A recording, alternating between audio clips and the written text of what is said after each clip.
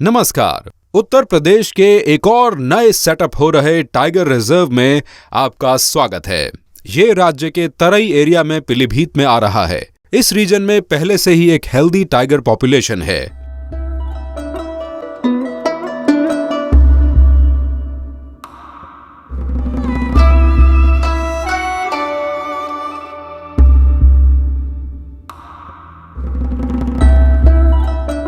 यहाँ टाइगर और nature lovers के लिए बहुत अच्छी खबर है। उत्तर प्रदेश में एक नया टाइगर रिजर्व सेटअप किया जा रहा है, जिसमें देश के बेस्ट टाइगर डेस्टिनेशंस का सामना करने की स्ट्रेंथ और ब्यूटी होगी।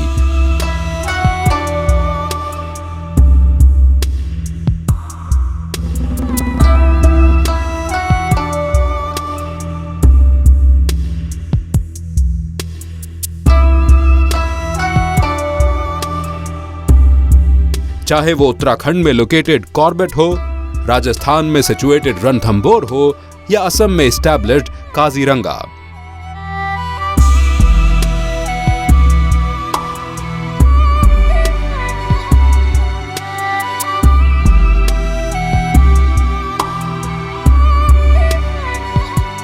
सेंटर ने हाल ही में उत्तर प्रदेश के पीलीभीत क्षेत्र में टाइगर रिजर्व सेटअप करने के लिए गो अहेड दे दिया है।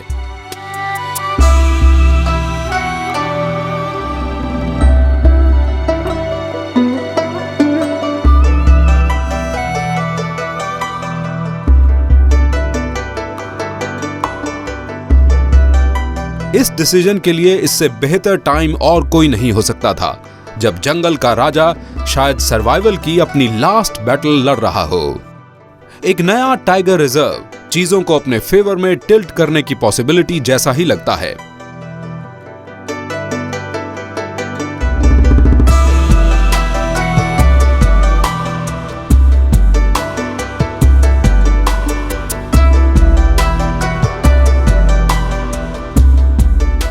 जब हमने रिसेंटली पीलीभीत को विजिट किया तो लश ग्रीन जंगल्स, ग्रास के कार्पेट्स और इन मैजेस्टिक साल के पेड़ों की कतारों ने हमारा स्वागत किया।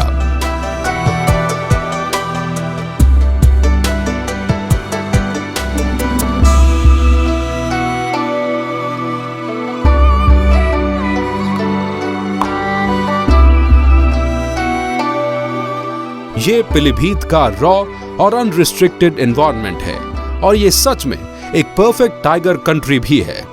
लास्ट काउंट के अनुसार 36 टाइगर पीलीभीत के फॉरेस्ट में पाए गए थे।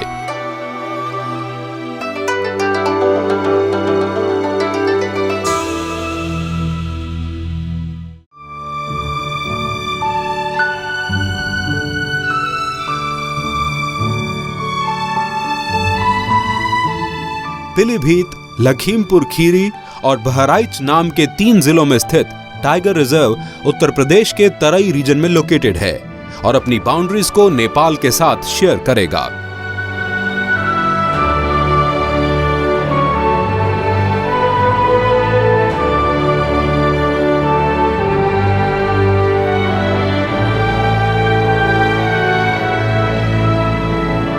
इस क्षेत्र में लगभग 800 वर्ग किलोमीटर का रॉ अनटेम्ड जंगल है। शारदा और घाघरा नाम की 2 नदियां इस क्षेत्र से होकर गुजरती हैं। एक्सपर्ट्स का मानना है, अगर उचित प्रोटेक्शन दिया जाए तो ये एरिया एक प्राइम टाइगर जोन बन सकता है और उत्तर प्रदेश के well established Dudhwa national park से ज्यादा बेटर परफॉर्म कर सकता है।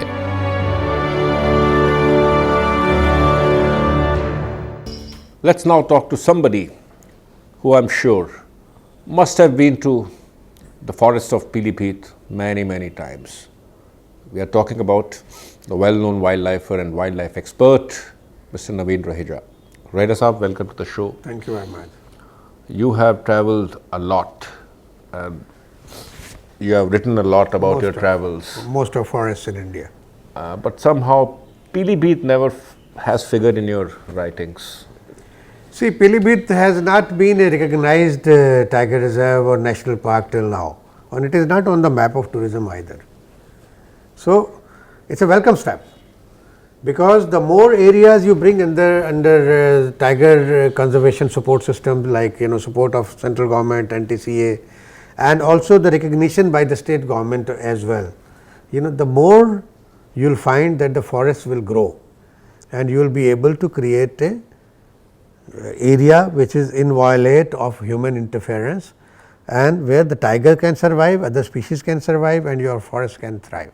And on the other hand, it is going to give employment and economic development to the area around as well, because it will give employment to the local people, it will generate interest with wildlife handicrafts, it will generate and create more infrastructure. So, all these things will go hand in hand with it. So, it is a great step, and I am very hopeful that the tiger is actually going to, it has been able to survive in this area till now, it is going to increase further. You told us earlier, Raina Saab, that you have been to Pilibhit a number of times. Do you think that if this place is developed properly, if a proper, well-managed tiger reserve comes here, it will give a tough competition to, say, an established name like Dudhwa? Yes, Dudhwa is also far away, Pilibhit is also far away, accessibility has been a problem, it will remain a problem. They can, UP, in UP, just a few years ago, Corbett Tiger Reserve was part of the larger UP, Uttar Pradesh, so this was a pride possession by UP. So, they have lost the Corbett Tiger Reserve. I am hopeful that Pilibhit will be able to fulfill to some extent that void and vacuum which has been created. Let's hope so.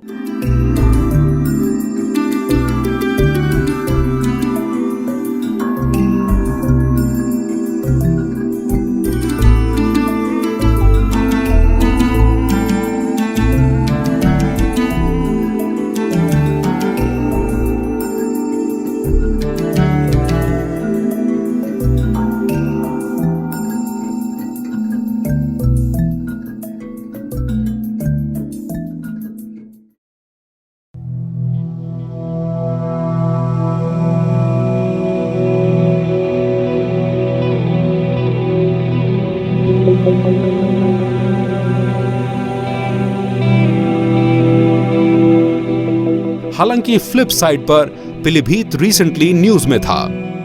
बहुत mysterious conditions में वहां के 3 tigers की मौत की खबर आई थी।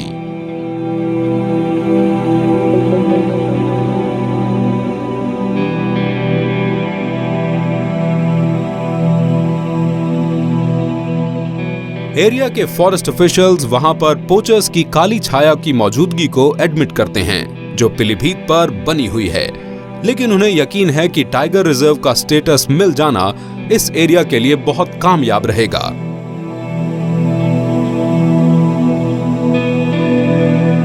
ये बनने के बाद निश्चित रूप से इसमें यहाँ की स्थितियों में परिवर्तन आएगा, चाहे वो व्यावसायिक रूप से हो, चाहे वो जंगल की वन संपदा या संपदा संबंधित हो, निश्चित रूप से इसमें परिवर्तन आएगा।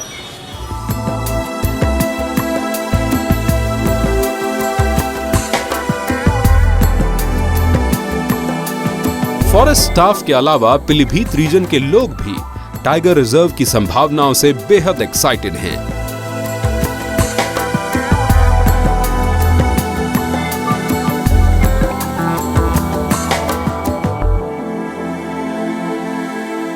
जो होगा मजदूरी यहाँ मिलेगी, हम लोगों को बाहर नहीं जाना पड़ेगा, सब काम मिलेगी, सुविधा मिलेगी, सब गवर्नमेंट दे रही, तो किसके लिए बुरा है? सबके लिए बढ़िया है। हमारी खेती का इतना नुकसान है कि हम 4-4 आदमी नौकर रखते हैं तब भी नुकसान हो रहा है खेती में, और वो बन जाएगा तो हमारा नुकसान बंद हो जाएगा, जानवर बाहर नहीं आएंगे, फायदा रहेगा। नहीं, इसके बारे में ये है कि जंगल वैसे ये अपने उत्तर प्रदेश में सबसे तगड़ा जंगल है मेरे ख्याल में, और अपने इस जिले में फिलहाल पीलीभीत का सबसे तगड़ा जंगल यही है, और बनना भी चाहिए ये। हम टाइगर रिजर्व बनने के हम लोग सब हक में हैं कि टाइगर रिजर्व बनना चाहिए और बाघ बचना चाहिए। तो टाइगर के ब्रांड न्यू हैबिटेट का स्वागत करते हैं। ये है the Pilibhit tiger reserve.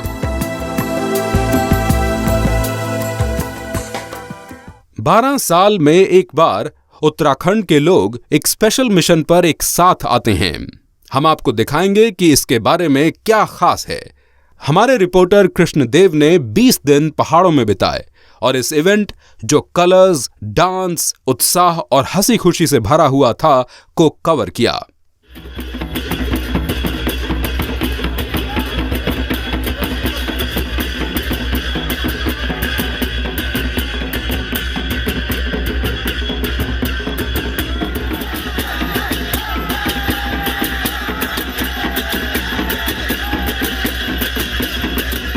Festivals हमें सेंस ऑफ अनहिबिटेड जॉय प्रोवाइड करते हैं और सबका साथ हमें हर थकान के बावजूद रिचार्ज कर देता है।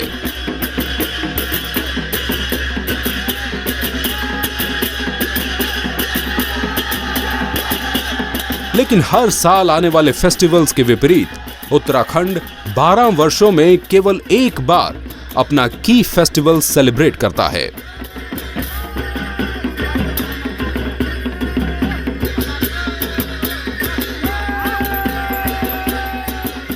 चौंदस वैली पिथौरागढ़ के धारचूला जिले का एक रिमोटली लोकेटेड टाउन है।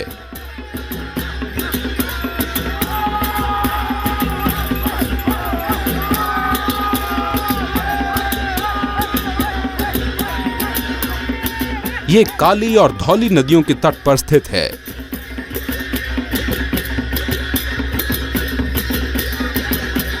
किसी भी अन्य त्योहारों के विपरीत ये त्योहार 12 वर्षों के लंबे गैप के बाद आता है।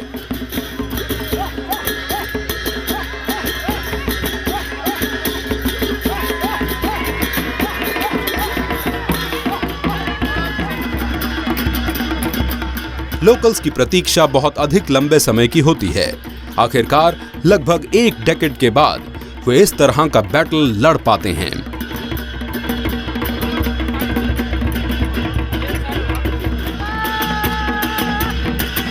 आखिरी बार यह युद्ध का फेस्टिवल 2011 में सेलिब्रेट किया गया था। कंगडाली उत्तराखंड का एक लोकल फ्लावर है जो कि 12 साल में केवल एक बार फूलता है।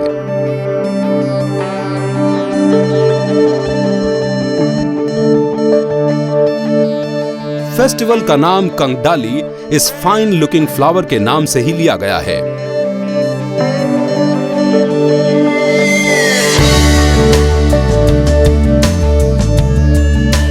और ये तब सेलिब्रेट किया जाता है जब ये उत्तराखंड की प्रिस्टीन भूमि पर फुली ब्लूम कर जाता है।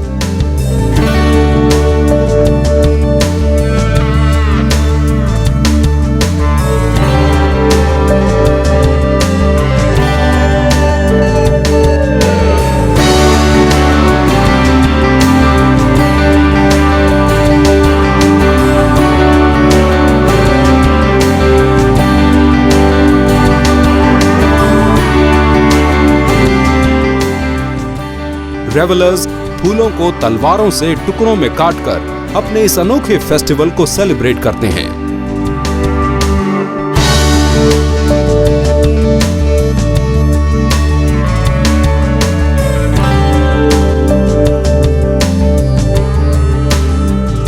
कोई ये भी पूछ सकता है कि क्या ये डेलिकेट पर्पल फ्लावर क्या किसी को कोई भी नुकसान पहुंचा सकता है?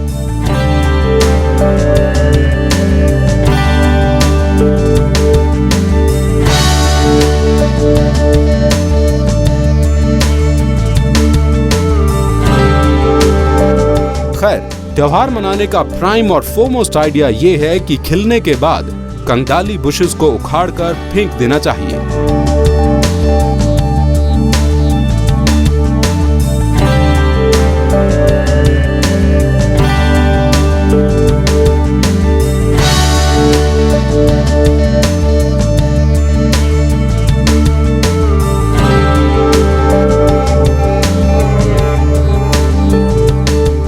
जैसा कि हजारों साल पहले का एक फोकलोर है जिसमें एक लड़के ने कंगडाली हर्ब का पेस्ट लगाया था और उसके बाद मर गया था। उस लड़के की फ्यूरियस मदर ने न केवल फूल को श्राप दे दिया बल्कि महिलाओं को फूल को कंप्लीटली डिस्ट्रॉय करने के लिए भी मना लिया।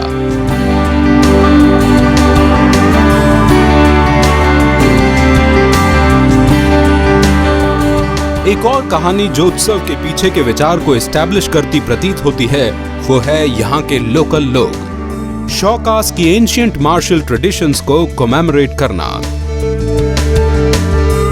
एक समय जब यहाँ के पुरुष लोग व्यापार करने के लिए दूर गए हुए थे तो गांव की महिलाओं पर जोरा सिंह की सेना ने कंगडाली बुशेस के पीछे छिपकर हमला कर दिया था।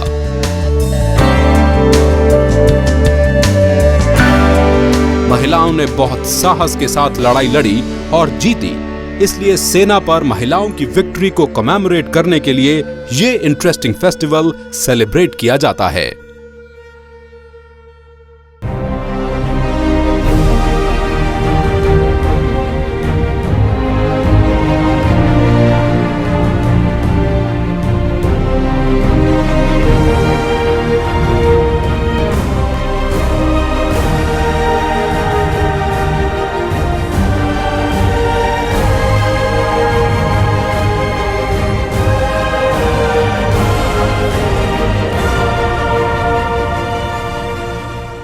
जो आप फ्लावर देख रहे हैं इसका खास महत्व है क्योंकि 12 साल में एक दफ़े फूलता है और अक्टूबर प्रथम सप्ताह में मनाया जाता है। इस फूल की विशेषता यह है कि अब इसमें ये सूख के इसका सीड फॉर्मेशन होगा, सीड गिर जाएगा, फिर इसके नोड्स ये बढ़ते रहते हैं और हर 12वें साल में फ्लावर करता है। तो इस वजह से इसका अपना महत्व है। इंथुजियास्टिक रेवलर्स उत्सव के दौरान अपने घरों और आंगनों को खूबसूरती से सजाते हैं।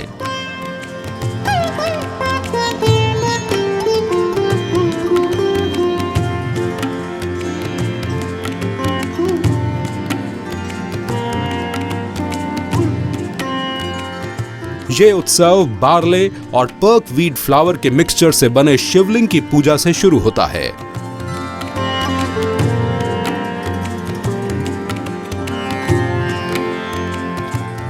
ट्रेडिशनली इस फेस्टिवल के दौरान लोकल लिकर का उपयोग किया जाता है।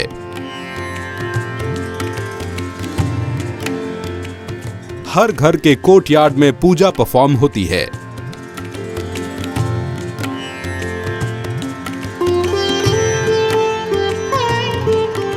लोग प्रॉस्पेरिटी के लिए प्रार्थना करते हैं। इंडिविजुअल पूजा के बाद कम्युनिटी फीस्ट का आयोजन किया जाता है। इस वीक लॉन्ग फेस्टिवल्स में यहाँ के लोकल लोग, जिन्हें शौकस या रंग्स के नाम से जाना जाता है, रीजन के डिफरेंट विलेजेस में गेयटी और पैशन के साथ पार्टिसिपेट करते हैं। हिंगोला, पंगू, पांगू और सेरका सहित 14 गांवों के फेस्टिवल सेलिब्रेट किया जाता है। अभी हम कंगडाली बाम करने जा रहे हैं, वहाँ की तैयारी कर रहे हैं। जो 12 साल में एक बार फूल खिलता है और 12 साल में एक बार फूल खिलता है, तो उसको हम लोग दुश्मन समझते हैं, मतलब तो उसको उसकी नाश करने के लिए जाने की तैयारी कर रहे हैं। एक फ्लैग के पीछे पूरा जुलूस बनता है और ये फ्लैग ही क्राउड को लीड करता है।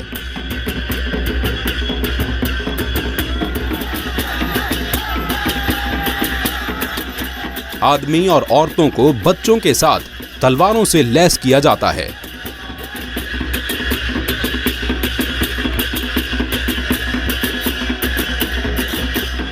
बड़ों से लेकर बच्चों तक हर कोई म्यूजिक के साथ झूमता हुआ दिख रहा है।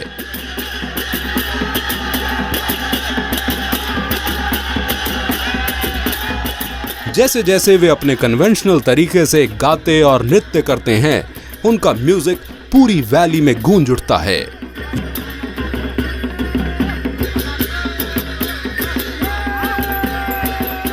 ये ट्रेडिशनल ड्रेसेस और ह्यूज ज्वेलरी सभी के लिए इस दिन की इंपॉर्टेंस को दर्शाते हैं।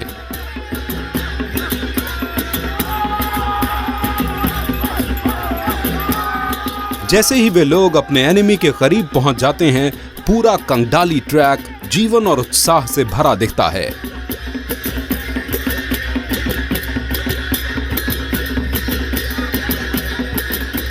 और फूलों के करीब पहुंचने पर युद्ध की धुनें बजाई जाती हैं और लोग युद्ध की आवाजें भी निकालते हैं। पुरुष और महिलाएं दोनों ही अग्रेसिवली झाड़ियों पर अटैक करने लग जाते हैं।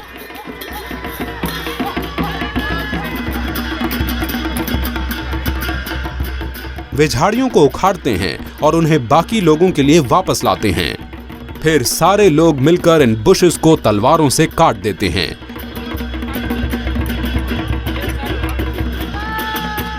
इसलिए इन बुशेस को उखाड़कर गांव के लोग अपने राइवल्स पर अपनी विक्ट्री को कमेमोरेट करते हैं।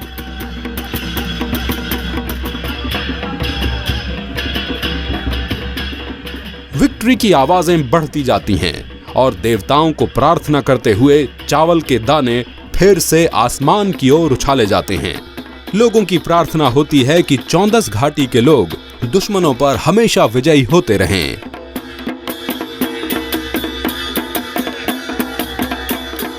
यहाँ के इंथुजियाज्म और इमोशन को खुद अपनी आंखों से देखकर ही माना जा सकता है।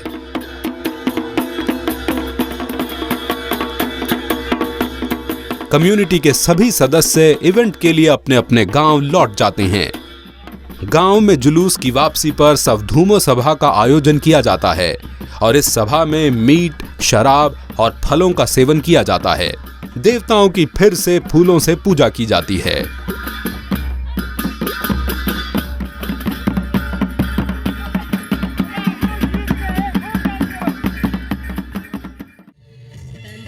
लेडीज अपने राइवल कंगडाली फ्लावर के एंड को सेलिब्रेट करने के लिए ट्रेडिशनल डांस करती हैं।